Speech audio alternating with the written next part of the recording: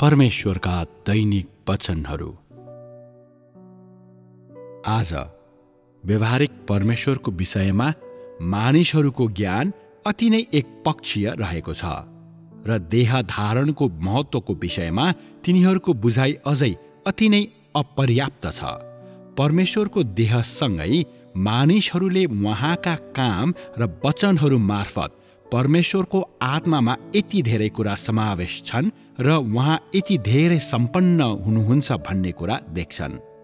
जेसुकै भए तापनि आखिरमा परमेश्वरको गवाही परमेश्वरको आत्माबाट आउँछ। परमेश्वरले देहमा जे गर्नुहुन्छ, उहाँले जुन सिद्धान्तहरूद्वारा काम गर्नुहुन्छ, उहाँले मानवतामा जे गर्नुहुन्छ र उहाँले ईश्वरत्वमा जे गर्नुहुन्छ, मानिसहरूसँग यस विषयमा ज्ञान हुनुपर्छ। आज त यस व्यक्तिको आराधना गर्न सक्षम छस्, तर वास्तवमा तैले आत्मालाई आराधना गर्दैछस् र मानिसहरूले देहधारी परमेश्वरको बारेमा प्राप्त गर्नुपर्ने ज्ञान कम्तीमा यही नै हो। देह मार्फत आत्माको सार थाहा पाउने, देहमा आत्माको ईश्वरीय काम र देहमा मानवीय काम थाहा पाउने, देहमा आत्माका सबै वचन र उच्चारणहरू स्वीकार गर्ने र परमेश्वरको आत्माले कसरी देहलाई निर्देशित गर्नुहुन्छ र देहमा उहाँको शक्ति प्रदर्शन गर्नुहुन्छ भनी हेर्ने। भन्नुको अर्थ यो हो कि मानिसले स्वर्गमा हुनुहुने आत्मालाई देह मार्फत चिन्छ।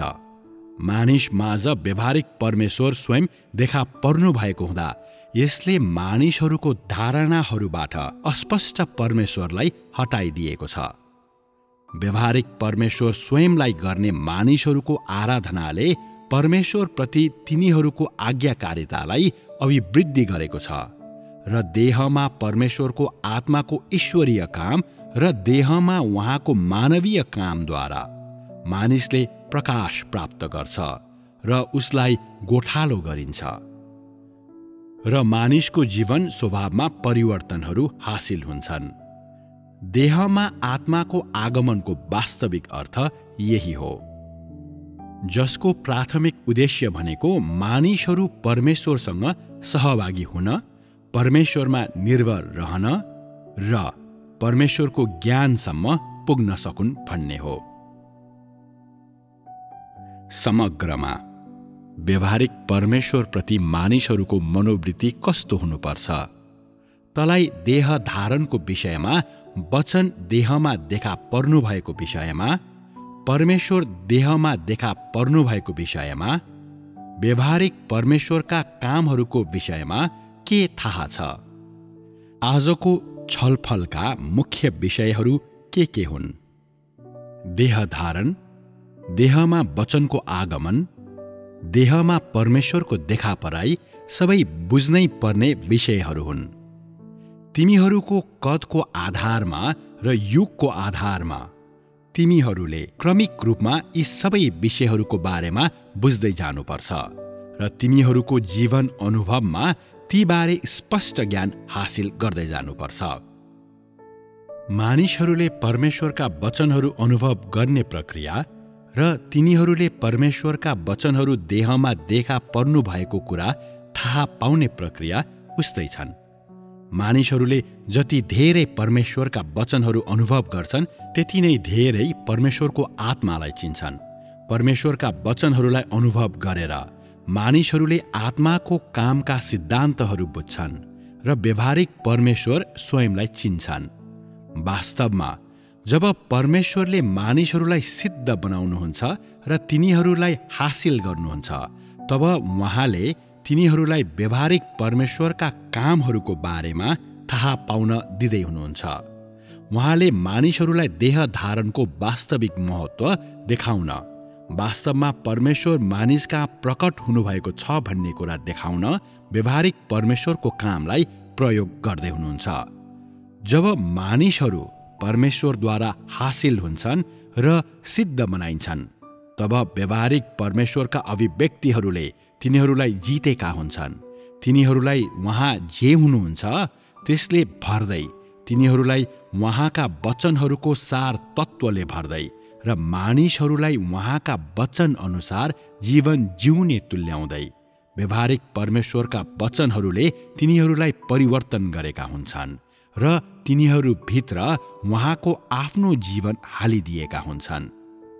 जब परमेश्वरले मानिसहरूलाई हासिल गर्नुहुन्छ तब उहाँले मुख्य गरी मानिसहरूका कमजोरीहरू निराकरण गर्ने र तिनीहरूको विद्रोही स्वभावको न्याय गर्ने र प्रकाश गर्ने शैलीको रूपमा व्यवहारिक परमेश्वरका वचनहरू र उच्चारणहरूलाई प्रयोग गर्दै तिनीहरूलाई खाँचो परेका कुरा हासिल गराउँदै र परमेश्वर मानिसमाझ आउनुभएको छ भन्ने कुरा देखाउँदै त्यसो गर्नुहुन्छ।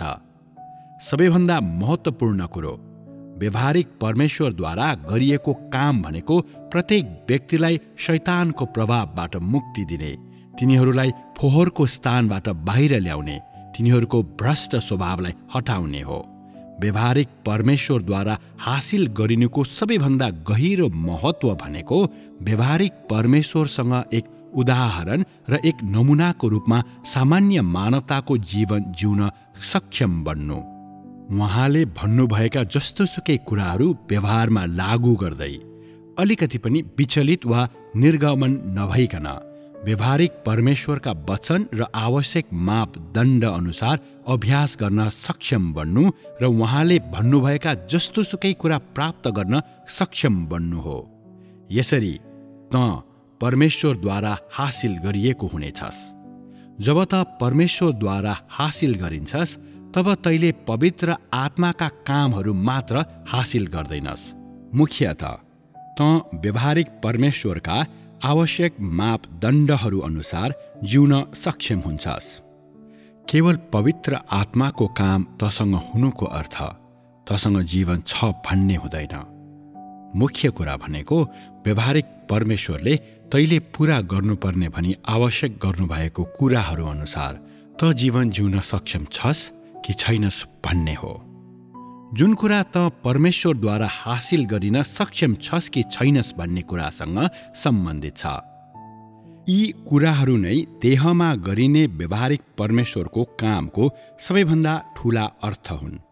भन्नुको अर्थ यो हो कि साँच्चीकै र वास्तवमै देहमा देखिनु भएर, सजीव र जीवन्त हुनु भएर, मानिसहरूद्वारा देखिनु भएर, वास्तवमा देहमा आत्माको काम गर्नु भएर र देहमा मानिसहरूका निम्ति एक उदाहरण बन्नु भएर परमेश्वरले मानिसहरूको एक समूहलाई हासिल गर्नुहुन्छ। देहमा परमेश्वरको आगमनको प्राथमिक अर्थ मानिसहरूलाई परमेश्वरका वास्तविक कामहरू देख्न सक्षम तुल्याउनु, निराकार आत्मालाई देहको आकार दिनु र मानिसहरूलाई उहाँलाई हेर्न र छुन दिनु हो। यसरी उहाँद्वारा सिद्ध बनाएका मानिसहरूले उहाँले चाहनु भए अनुसार जिउनेछन्। तिनीहरू उहाँद्वारा हासिल गरिनेछन् र उहाँको हृदय अनुसारका मानिसहरू बन्नेछन्। यदि परमेश्वर स्वर्गमा मात्र बोल्नुहुन्थ्यो र पृथ्वीमा साँच्चीकै नआउनु भएको भए मानिसहरूले परमेश्वरलाई अझै चिन्न सक्ने थिएनन्।